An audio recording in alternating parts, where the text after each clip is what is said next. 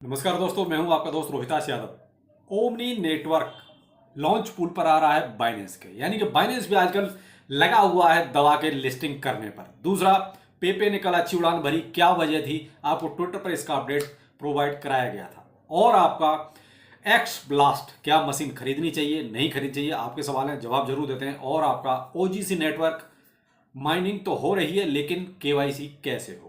चलिए one by one सबको cover करेंगे। अच्छा लगे तो लाइक सब्सक्राइब जरूर कीजिए। पहले लेते हैं बाइनेंस का हाल और ओमनी का हाल क्या है। अभी जस्ट थोड़ी देर पहले ही वीडियो बनाने से करीब 10-15 मिनट पहले मैंने आपको ट्विटर पर एक अपडेट दिया। ओमनी नेटवर्क जो बाइनेंस के लॉन्च पूल पर आ रहा है, यानी कि 52 वह ये प्रोजेक्ट है इनका जो इनके लॉन्च पूल पर आ रहा है। कहीं ना कहीं जब भी कोई चीज लॉन्च पूल पे आती हो तो देखिए बीएनबी का प्राइस बढ़ता है। उसकी वजह यही है, देखिए आपको यहां पर लॉन्च पूल पे अगर पार्टिसिपेट करना है तो आपको कहीं ना कहीं स्टेकिंग करनी पड़ेगी, और वो है आपकी बीएनबी की और आपका एफडीयूएसडी की। तो आप इसको वहां स्टेक कीजिए, फिर इसके बदले में आपको जो रिवार्ड मिलेगा बस वो आपका फायदा होगा। और यहां पर इस दरमियान जब ये स्टेकिंग चालू रहेगी तो कहीं ना कहीं बीएनबी का प्राइस भी आपको बढ़ता हुआ नजर आ सकता है। अब ये ओमनी प्रोजेक्ट देखिए, अभी बहुत ज्यादा इसका कोई नाम कहीं ज्यादा आदमी लेता नहीं है, ना ही कोई बहुत ज्यादा लाइमलाइट में था। केवल अभी ये कहोगे लिस्टिंग भी, आप अगर सीएमसी पर भी इसका डाटा उठा के देखेंगे तो इसका डाटा कुछ है ही नहीं। अभी कोई डाटा इसका सीएमसी पर भी ऐसा है नहीं, क्योंकि बहुत ज्यादा लाइमलाइट में था ही नहीं, है बहुत ज्यादा चर्चा में था ही नहीं। हाँ, ये जरूर है इसकी सप्लाई आपकी बहुत कम है, लिमिटेड है, यानी कि 100 मिलियन के आसपास की इसकी सप्लाई है। तो इससे लगता है, और फिर दूसरा सीधा बाइनेंस पे आ रहा है तो कहीं ना कहीं प्राइस भी बहुत अच्छा इसका रह सकता है। और इसके बाद अब बहुत सारे जो टीयर 1 एक्सचेंज जो हैं वो इसको लिस्टिंग भी करेंगे। तो थोड़ा सा अब आप देख लीजिए, अगर आपको स्टेकिंग करनी है, कुछ पार्टिसिपेट करना है तो आप कर सकते हैं बाइनेंस के लॉन्च पूल पर। अब बात करते हैं पेपे की। कल पेपे में ऐसा क्या हुआ? बिल्कुल साहब, बहुत बड़ी बात थी पेपे के लिए, और वो भी पेपे के लिए इसलिए कि एक मीम कॉइन जो दबा के जो है तूफान भी मचा रहा है और एक्सचेंज इसको एक्सेप्ट भी कर रहा है। बाइनेंस ने पहले किया, अब अगला नंबर था कॉइन बेस का।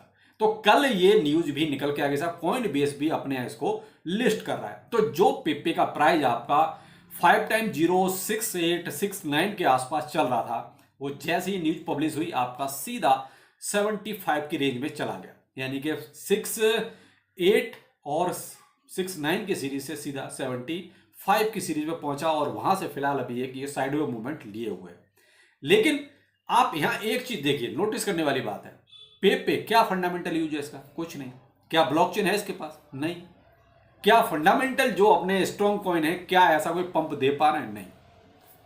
पैसा बनाइए, बहुत सिंपल सी बात है।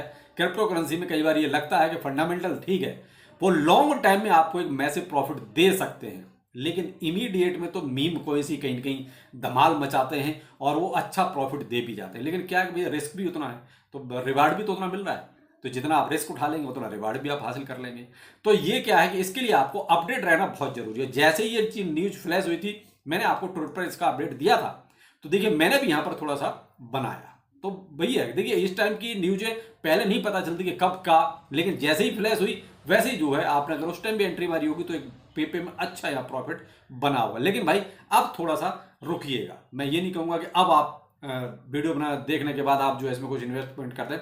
अब आप थोड़ा सा देखिए, साइड में मूवमेंट है, आगे क्या परफॉर्मेंस रहती है डाउन या अप, तो उसके हिसाब से आप इसमें कोई एंट्री बनाएं।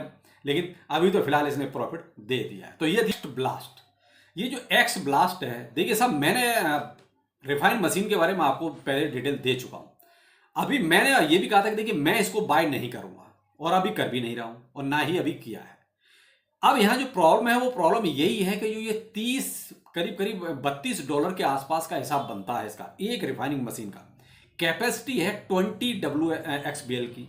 अब ये 20 जब ये प्रोवाइड करवा देगा तो क्या इसके बाद हमें नेक्स्ट लेनी पड़ेगी? तो देखिए, इसके ऊपर मैंने इनको बाकायदे कमेंट किया हुआ है। तो जब तक ये कोई जवाब नहीं देते देखिए, तब तक तो हमें लगता है ये घाटे का सौदा है। देखिए, अब जिसने मान लीजिए 50-100 ही XBL एक तरह से माइन किए हैं, तो वो $32 की मशीन खरीद के क्यों खामखा अपने आप को नुकसान में डालेगा?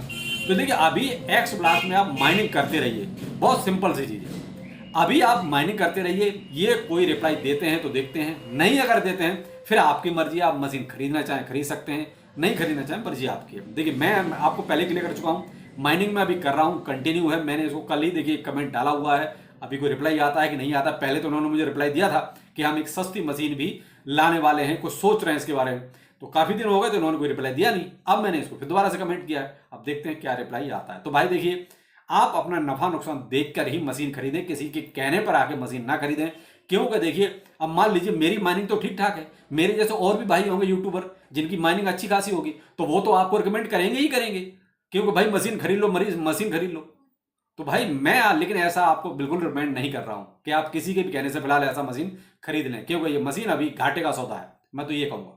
तो फिलहाल अपना नफा नुकसान जरूर देखें, बस माइनिंग अभी करते रहिए, कि हो सकता है कोई दूसरा ऑप्शन भी ये दे दें। तो इसलिए ऐसा मत करना कि आप माइनिंग छोड़ दो, माइनिंग आप कंटिन्यू रखें एक्स ब्लास्ट में। ठीक है, ओजीसी में देखिए कोई प्रॉब्लम नहीं है। अभी आप बहुत ज्यादा जल्दीबाजी मचा रहे हैं। मैंने इनको बाकायदा, इनको भी एक कमेंट छोड़ा हुआ है कि भाई देखिए, इंडिया में मोस्टली इंटरनेशनल एक्सचेंज बैन है।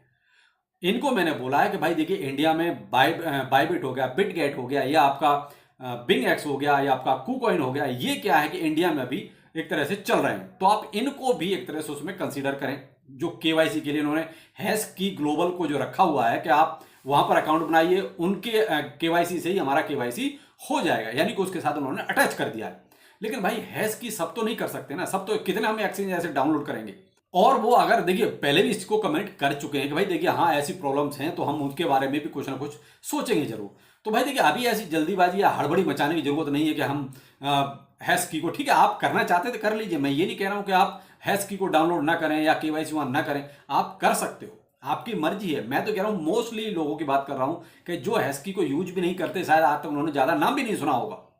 तो मजबूरी में हर एक एक्सचेंज को हम उसमें डाउनलोड करते जाएं तो वो भी ठीक नहीं है। जब हमारे पास और भी ऑप्शन हैं, इनकी बहुत सारी पार्टनरशिप हो चुकी है। देखिए OKX के साथ इनकी ऑलरेडी पार्टनरशिप है, बिटगेट के साथ पार्टनरशिप है, बिंग एक्स के साथ इनकी पार्टनरशिप है। तो जो पार्टनरशिप है तो उनको भी आप शामिल कीजिए।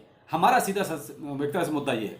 तो अगर उनके साथ इनकी पार्टनरशिप एक तरह से हो जाती है इस मसले पर, तो फिर ठीक है, हमारी केवाईसी ऑलरेडी हो जाएगी, हमें कोई दिक्कत नहीं आएगी। तो भाई हैश की को अगर आप यूज करना चाहते हैं तो कीजिए, डाउनलोड करना चाहते हैं कीजिए, और उसके हिसाब से अपनी केवाईसी ओजीसी माइनिंग पर आप कर सकते हैं। लेकिन मैं अभी उसमें भी वेट कर रहा हूं कि अगर कोई और ऑप्शन ये दे देते हैं तो ज्यादा बेहतर रहेगा, एक एक्सचेंज और डाउनलोड नहीं करना पड़ेगा। तो दोनों में ही आपको सारा कॉन्सेप्ट मैंने क्लियर कर दिए हैं। तो आप कंटिन्यू माइनिंग रखिए, माइनिंग को अभी बंद नहीं करना, क्योंकि ऐसा नहीं कि कोई बहुत ज्यादा मेहनत करनी पड़ती है, केवल एक टच ही तो करना है, तो करते रहिए। बाकी देखते हैं क्या होता है, बाकी फिर मिलते हैं किसी नए अपडेट के साथ। नमस्कार।